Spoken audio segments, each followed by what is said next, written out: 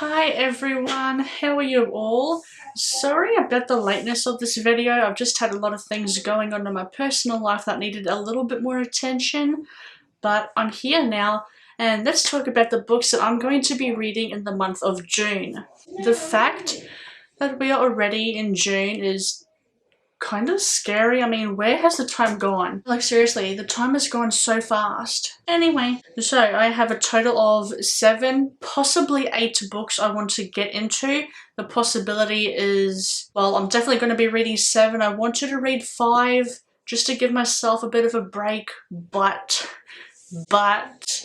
I forgot about 2 recent releases that were coming out this month, and so I have to read them, of course. First one I'm going to be reading is The Dictionary of Lost Words by Pip Williams, and I have actually gotten a start on this book and it's really good so far. It really is. So what the story is a young woman, well, a young girl actually, she finds these letters, these slips of paper that are being discarded because her father and a group of volunteers, as well as someone from like the press, so it's in the backdrop of when the first Oxford English Dictionary became published, and there are these slips that get discarded, and this little girl, like a daughter of one of the men that is doing this dictionary, she picks up a slip of paper and she realizes that, hey, what does this mean and all that kind of stuff, and she's like, words that mean something to women or words that define women kind of thing, I've discarded, and she keeps these for herself, where I believe where the story goes is that she creates her own dictionary, which sounds very fascinating and it is really good so far. The second one, and one I've already gotten quite a bit of headway into, I have not finished a book yet, I've been that busy, but The Time of Contempt, the second book in the main series of the Witcher series by Andrzej Sapkowski. I'm 150 pages into it and I'm really loving it. My plan is to read a chapter of this a day, hopefully. The chapters in this book are around like 50 pages or so. And yeah, it's good so far. It's like a continuation from the first one, where impending war and Ciri learning how to use her abilities and to control her magic, and about Geralt and Yennefer like protecting her from these people that want to use her powers for good or for bad. And I'm loving this. This is also shaping up to be a favorite series of mine in 2021. Book number 3, I am going to start and hopefully finish this trilogy this year. That is the 5th season, or the book 1 of the Broken Earth trilogy by N.K. Jemisin. And the timing of this could not have been more perfect, because I heard that this author is going to adapt this trilogy, the Broken Earth trilogy, for a movie. So timing of this could not have been more perfect. And this book has just been, like, it's just been calling to me. So I think I've had this series for like about a year. It's just been calling to me. I don't want to know too much about it, but I will say that it's about. This is the way the world ends for the last time. It starts with the Great Red Rift across the heart of the world's sole continent, spewing ash that blots out the sun. It starts with death, with a murdered son and a missing daughter. It starts with betrayal and long dormant wounds rising up to fester. This is the stillness, a land long familiar with catastrophe, where the power of the earth is wielded as a weapon, and where there is no mercy. I also heard that these women, or these people, have the ability to make earthquakes, and that, just me knowing that, is too much information for me. So I'm going to go into it blindly. I think I also heard that Earth has like died and become reborn again, and that the events that take place in the 5th season, I think, is going to be the last time where Earth basically dies or something like that.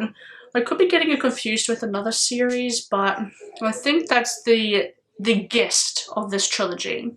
The next one I'm going to be reading is Daisy Jones and the Six by Taylor Jenkins Reid. It's a historical fiction. It is historical. Is it historical fiction? Yeah, because it takes place in like an historic event in the 70s, 1970s, and it's basically about this band called Daisy Jones and the Sixth, and the Sixth, not the Sixth.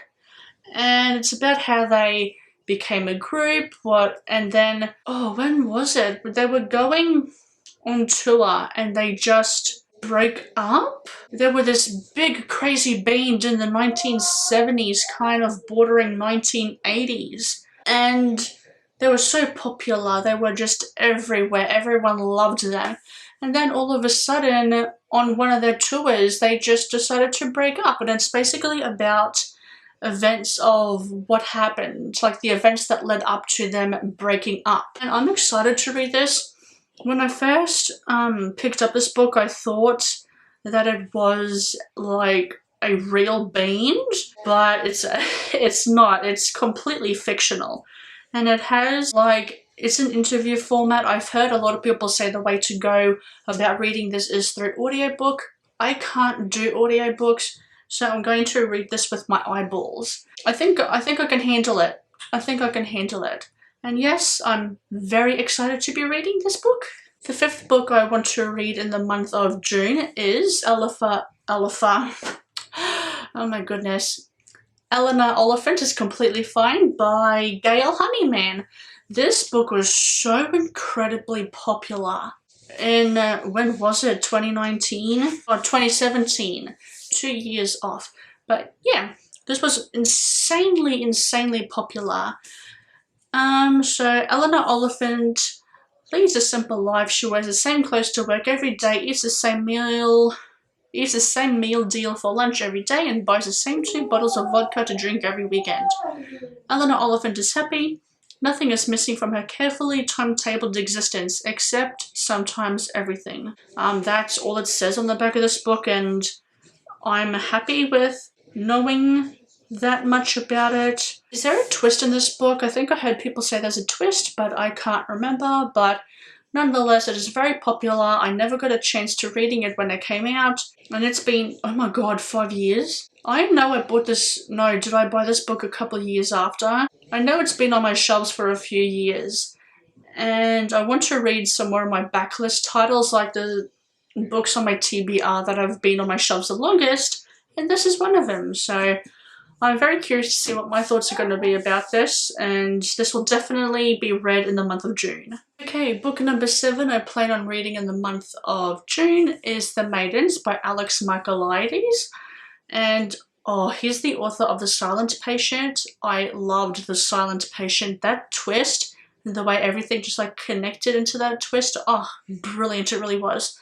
I heard this is more dark academia, something about this murder that happens at a university, or is it like a college or something like that, and it kind of, oh yeah, a college in Cambridge, where there's this murder that happens, and it kind of closely connects in with the professor of this college, and just all the basics I want to know. And there's this investigation, and Mariana is like a group therapist, and her niece Zoe, her best friend got murdered, which is like closely connected to the professor, like I had said before.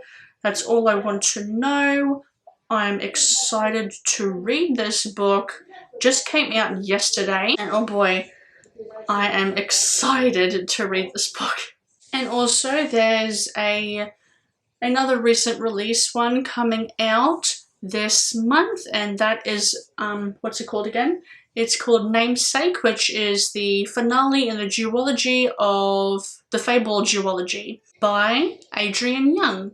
And like I said, this is the finale in a duology, the first one being Fable, the second one being Namesake, which comes out this month. Yeah, it's like a, oh my gosh, I'm really struggling to describe this book. It's been that long. It's a duology. I really enjoyed the first one. Looking forward to the second one. That's all I can say so far, because I can't for the life of me put the synopsis into words. So that's that. Those are the 7 books I'm planning on reading, and there is a possibility I could potentially squeeze in another book. I'm not going to like get cranky with myself or put much pressure on myself to read this book if I don't, get around to reading it. This is also another recent release one, and it is One Last Stop by Casey McQuiston. I really did not like Red, White and Royal Blue. I'm hoping I like this one. It's based in New York. 23-year-old August has moved to New York. She's moved there to, it's like and I told you so to her friends and family, to say that things in the movies do exist where you move to New York, you meet like the love of your life in this big city kind of thing. And it's got a time traveling element into it. I think it goes back to the 1970s as well, where we meet another woman named Jane. It's a lesbian female romance. Yeah, it's got a time traveling element where, oh my god, this synopsis is so bloody long, but that's basically the point of it. She meets this woman August meets this woman named Jane, the time traveling person that I talked about, and it's basically about them falling in love. And because it's Pride Month, and I didn't even realize it was Pride Month, I want to hopefully try and at least read it for Pride Month. But I'll see how I go, because I'm not entirely sure how my month is going to go. And this is it. This is my little pile. I think it's a good thing that most of my other books that I want to read are also ebooks, because I can get through ebooks a lot faster. This is the pile. I think I got a good pile here. Wish me luck, because this is the 2nd week and I have not finished a single book. That's what weekends are for, I guess, where I can just continue reading on and just binge a book in a day. But I've just been busy with work and I just haven't had time, unfortunately, to read the amount that I usually read, but I do want to try and squeeze in 8 books. So that is all. Thank you very much. If you like this video, make sure you leave a like. Make sure you leave a comment down below. What books are you planning on reading in June? Have you finished any books yet? Because I know I haven't. Make sure to subscribe if you want to see more content from me, and I will see you in the next video. Bye.